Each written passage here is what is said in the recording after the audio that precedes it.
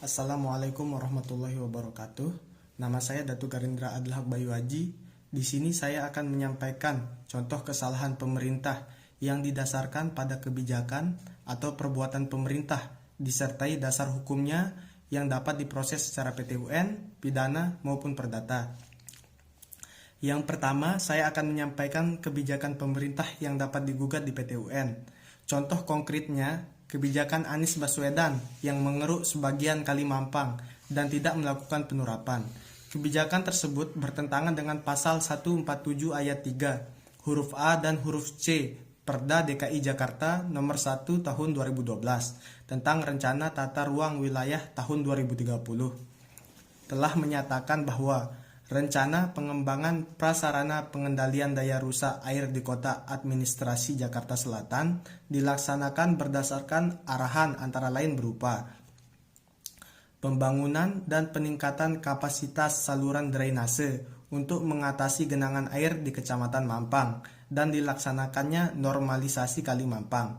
Selain itu juga, kebijakan Anies tersebut berdampak pada masyarakat yang berada di bantaran kali, karena Anies hanya mengeruk sebagian kali dan tidak melakukan penurapan.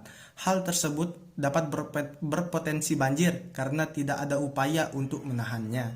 Maka kebijakan tersebut dapat digugat ke PT-UN berdasarkan pasal 1 angka 11 UU 51 tahun 2009 mendefinisikan gugatan yang diajukan ke PT-UN sebagai permohonan yang berisi tuntutan terhadap badan atau pejabat tata usaha negara dan diajukan ke pengadilan untuk mendapatkan putusan.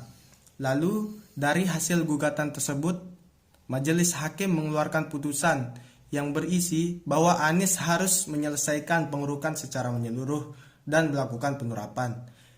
Yang kedua, kebijakan pemerintah yang dapat diproses secara pidana.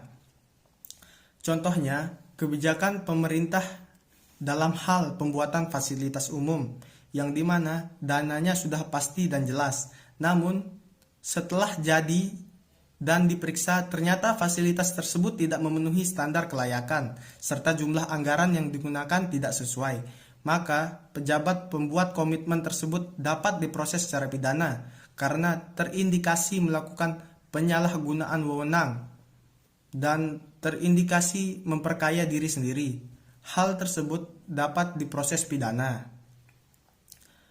Dengan dasar hukumnya adalah pasal 2 ayat 1 Undang-Undang nomor 20 tahun 2001 tentang revisi atas Undang-Undang nomor 31 tahun 1999 tentang pemberantasan tindak pidana korupsi.